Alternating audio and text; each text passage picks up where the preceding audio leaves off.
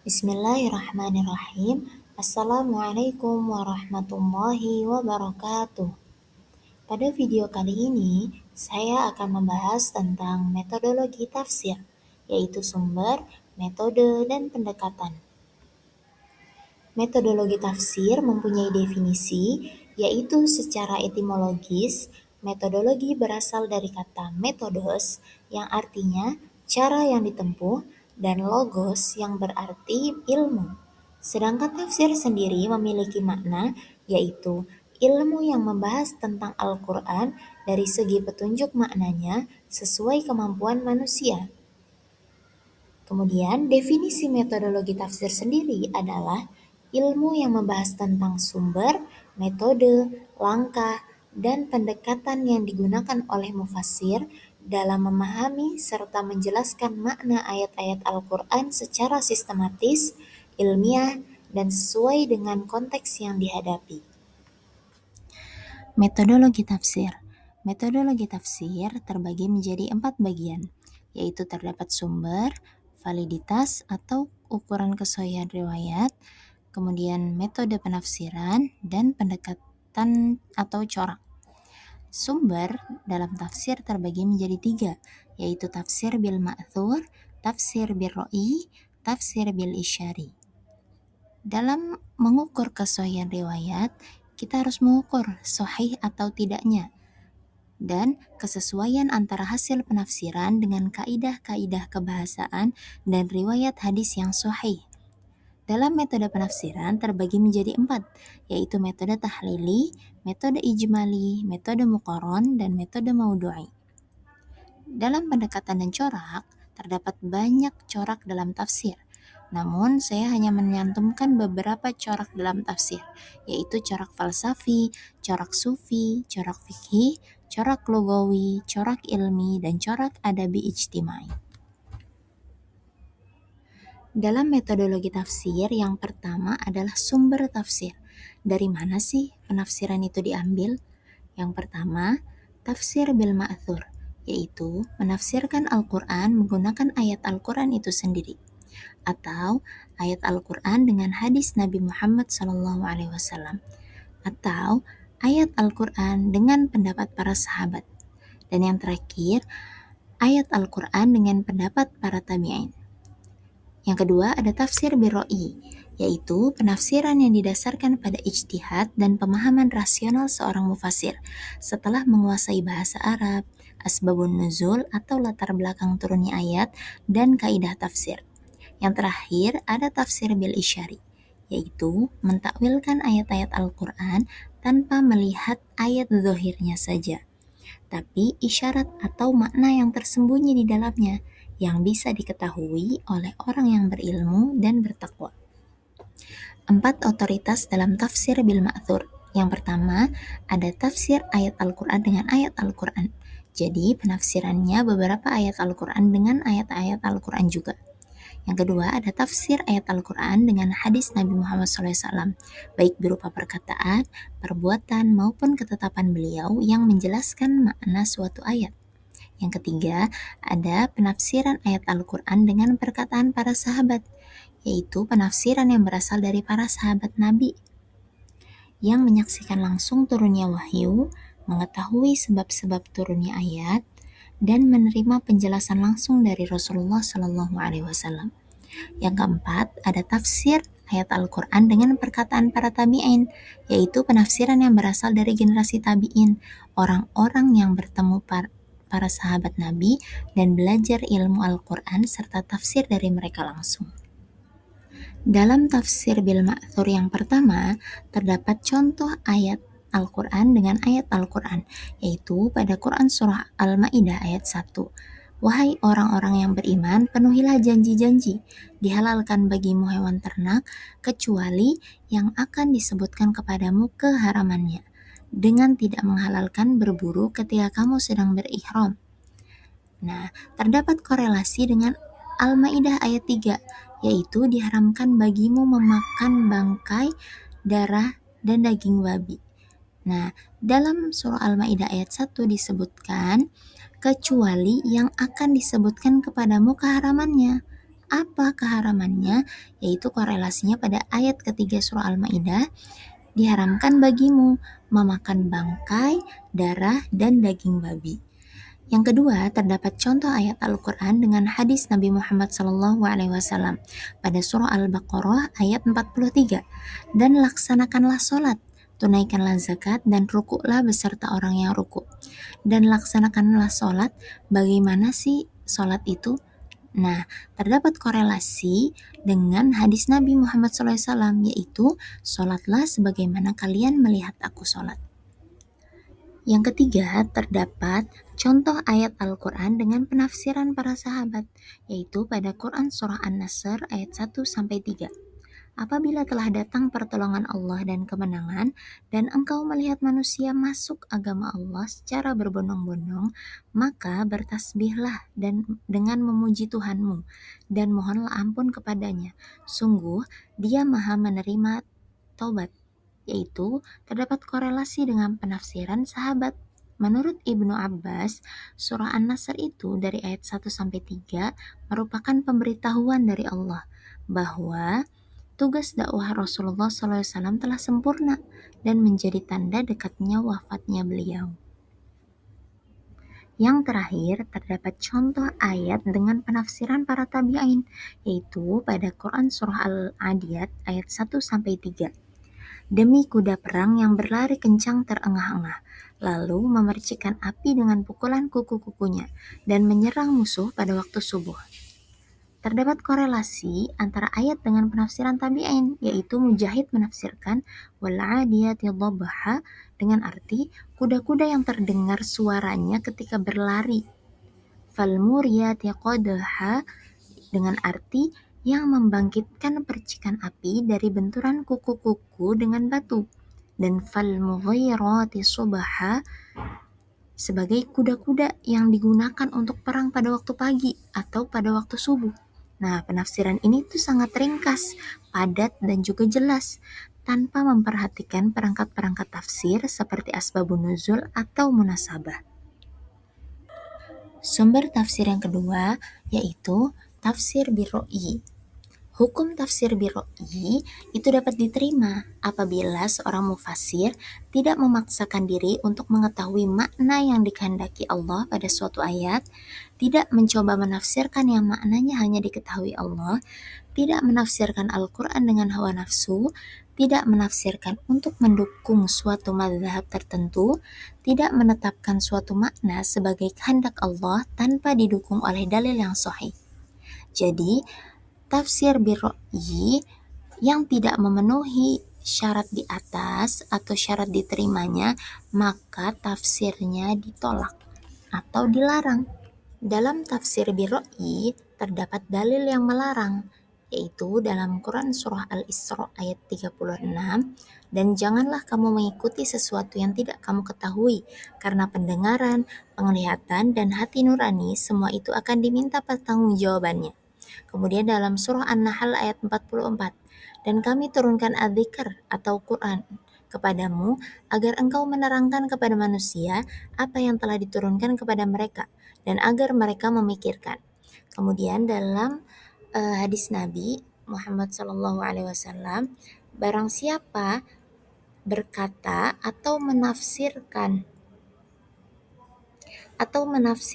tentang Al-Quran tanpa ilmu, maka hendaklah ia menempati tempat duduknya di neraka. Hadis riwayat Tirmidzi dan Ahmad. Jika terdapat dalil yang melarang, maka terdapat juga dalil yang membolehkan, yaitu pada Quran Surah Muhammad ayat 24, maka apakah mereka tidak memperhatikan atau merenungkan Al-Quran, ataukah hati mereka sudah terkunci?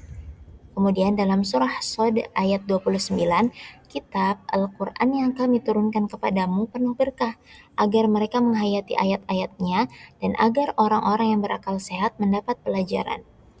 Dan pada hadis Nabi Muhammad SAW yang berupa doa kepada sahabat, yaitu Abdullah ibnu Abbas, ya Allah, berilah dia pemahaman yang mendalam tentang agama dan ajarkanlah kepadanya takwil atau penafsiran.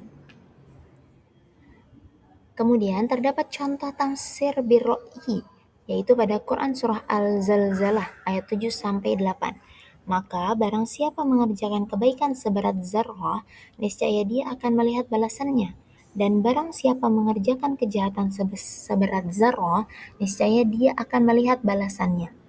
Menurut Fakhruddin Ar-Razi dalam Mafatihul Ghaib, ini terdapat korelasi antara surah Al-Zalzalah dengan pendapatnya, yaitu ayat ini menunjukkan keadilan Allah yang sempurna. Tidak ada satupun perbuatan manusia, baik atau buruk, yang luput dari pengetahuan Allah dan tidak akan diberi balasan. Ar-Razi menjelaskan secara rasional bahwa apabila perbuatan sekecil zarrah saja diperhitungkan, maka perbuatan yang lebih besar tentu lebih layak untuk dipertanggungjawabkan. Dalam tafsir bil isyari, para mufassir mengemukakan pendapat sebagaimana hadis Nabi. Setiap ayat memiliki makna lahir atau zahir dan makna batin. Setiap huruf memiliki batas dan setiap batas memiliki tempat pemahaman atau cakrawala pengetahuan. Dalam tafsir isyari terbagi menjadi dua bentuk, yaitu isyari jali dan isyari khafi. Isyari jali adalah isyarat yang jelas dan mudah dipahami karena masih memiliki hubungan yang dekat dengan makna zahir ayat. Makna batin yang dihasilkan tidak jauh dari makna tekstual ayat sehingga dapat dipahami oleh orang banyak. Kemudian ada isyari khafi, isyarat yang tersembunyi dan lebih dalam, sehingga hubungan antara makna zahir dan makna batinnya tidak langsung terlihat. Makna ini umumnya dipahami oleh para ahli tasawuf melalui pengalaman spiritual dan penyucian jiwa. Hukum tafsir bil isyari. Tafsir bil isyari itu dapat diterima dengan syarat mufassir tidak bertentangan dengan makna zahir ayat, tidak menyatakan bahwa itulah satu-satunya ayat, terdapat korelasi antara makna isyari dengan makna ayatnya. Dan apabila syarat di atas tidak dipenuhi, maka tafsir bil isyari dilarang. Tafsir isyari terbagi menjadi dua, yaitu tafsir batini dan tafsir sufi. Kemudian tafsir sufi terbagi menjadi dua, yaitu tafsir sufi isyari dan tafsir sufi nawari. Contoh tafsir bil isyari terdapat pada Quran surah An-Nur ayat 35, yaitu Allah adalah cahaya langit dan bumi. Perumpamaan cahayanya seperti sebuah lubang yang tidak tembus, yang di dalamnya ada pelita. Sebagaimana menurut Abdul Karim Al-Kusyairi dalam kitabnya Lataiful Isyarat, cahaya pada ayat ini tidak hanya dimaknai sebagai petunjuk Allah secara umum, tetapi juga sebagai cahaya iman dan ma'rifat yang menerangi hati seorang mukmin. Hati itu diibaratkan sebagai pelita yang akan bersinar ketika dipenuhi zikir, keikhlasan, dan kedekatan kepada Allah. Inilah makna bil isyari, yaitu makna yang tersembunyi. Yang kedua adalah metode penafsiran, yaitu bagaimana sih cara menafsirkan? Nah, terdapat 4 cara menafsirkan, yaitu yang pertama, metode tahlili, menafsirkan ayat demi ayat sesuai urutan mushaf dengan pembahasan yang rinci, yaitu bahasa, asbabun nuzul, munasabah ayat, hukum, dan kandungan maknanya. Yang kedua, ada metode ijmali, yaitu menjelaskan ayat secara ringkas dan umum tanpa pembahasan yang detail. Yang ketiga, terdapat metode muqarron, yaitu membandingkan ayat dengan ayat, membandingkan ayat dengan hadis, dan membandingkan pendapat para mufassir. Yang terakhir, terdapat metode maudu'i yang sering dipakai para mufassir di zaman sekarang, yaitu mengumpulkan seluruh ayat yang membahas satu tema tertentu, kemudian dianalisis secara menyeluruh. Kita masuk yang metode pertama, yaitu metode tahlili. Karakteristik metode tahlili itu menafsirkan ayat secara berurutan sesuai susunan mushaf, mengkaji berbagai aspek ayat seperti bahasanya, asbabun nuzul, munasabah, hukum, dan kandungan maknanya secara rinci. Kemudian memberikan kesimpulan makna dari berbagai aspek. Fikih, syariat, akhlak, tasawuf, keilmiahan, akidah atau tauhid, perintah, larangan, janji, ancaman, dan lain-lain. Dan yang keempat, terkadang mirip ensiklopedia. Kenapa? Karena luasnya pembahasannya. Metode tahlili memiliki keunggulan dan kelemahan. Keunggulannya adalah pembahasannya sangat lengkap dan mendalam, memberikan ruang luas bagi mufassir untuk mengkaji berbagai aspek ayat, menjadi media pendokumentasian sejarah, syair, dan kisah-kisah Israiliyat. Kelemahannya, pembahasannya parsial. Satu tema itu bisa terdapat di beberapa ayat, berpotensi dipengaruhi subjektivitas mufassir, dan tidak fokus dalam satu pembahasan secara tuntas. Langkah-langkah untuk menyusun metode tahlili. Yang pertama, menjelaskan makna kata dalam Al-Quran. Yang kedua, menjelaskan asbabun nuzul ayat atau latar belakang turunnya ayat tersebut. Yang ketiga, menjelaskan munasabah antar ayat dan surat sebelumnya. Yang keempat, menjelaskan i'rab ayat dan macam-macam qiraat ayat tersebut.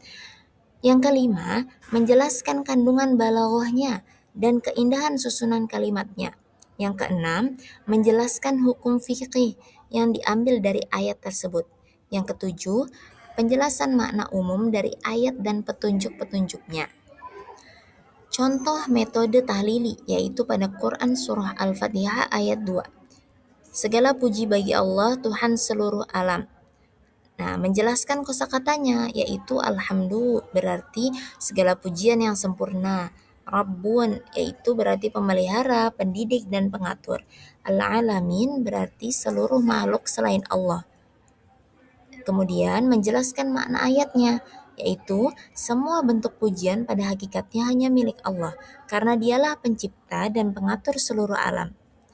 Dan menghubungkan dengan ayat dan hadis lain, yaitu contoh ayat lainnya pada Quran surah Yunus ayat 10. Dan penutup doa mereka adalah segala puji bagi Allah Tuhan seluruh alam. Yang terakhir menjelaskan pelajaran yang terkandung dalam ayat itu, yaitu manusia harus bersyukur dan mengakui bahwa seluruh nikmat berasal dari Allah Subhanahu wa taala. Metode yang kedua yaitu metode ijmali. Nah, dalam metode ijmali terdapat karakteristiknya, yaitu menafsirkan ayat secara ringkas dan global, mengikuti urutan mushaf, dan menekankan pesan pokok ayat dengan bahasa yang sederhana. Dalam metode ijmali juga memiliki keunggulan dan kelemahan. Keunggulannya yaitu jelas dan mudah dipahami, bebas dari penafsiran Israiliyat, akrab dengan bahasa Al-Quran. Sedangkan kelemahannya, penafsiran yang cenderung bersifat umum dan tidak mendalam. Kurangnya ruang untuk mengembangkan analisis yang kritis atau pembahasan yang lebih mendalam mengenai suatu ayat. Penafsirannya itu dangkal atau tidak menyeluruh. Langkah-langkah dalam metode ijmali, yaitu yang pertama, menguraikan ayat demi ayat sesuai dengan sistematika yang terdapat dalam mushaf. Yang kedua, menjelaskan arti umum yang dikehendaki oleh ayat. Yang ketiga, menjelaskan makna mufradat dengan bahasa yang ringkas dan mudah dipahami. Yang keempat, menjelaskan makna ayat-ayat berdasarkan kaidah-kaidah bahasa Arab. Kemudian yang kelima, makna yang dijelaskan biasanya diletakkan dalam rangkaian ayat. Yang keenam, bahasa yang digunakan mengupayakan pemilihan diksi yang mirip, bahkan sama dengan lafaz yang digunakan oleh Al-Quran. Yang ketujuh, menyebutkan munasabah serta latar belakang turunnya ayat yang ditafsirkan jika ada. Yang terakhir, menyebutkan hadis atau athar peninggalan dan pendapat penafsir sendiri secara ringkas. Contoh metode ijmali, yaitu terdapat pada Quran surah Al-Ikhlas ayat 1. Katakanlah Muhammad, dialah Allah yang Maha Esa. Dalam tafsir Jalalain, ayat ini dijelaskan secara singkat bahwa Allah adalah Tuhan yang Maha Esa, tidak memiliki sekutu dalam zat, sifat, maupun perbuatannya.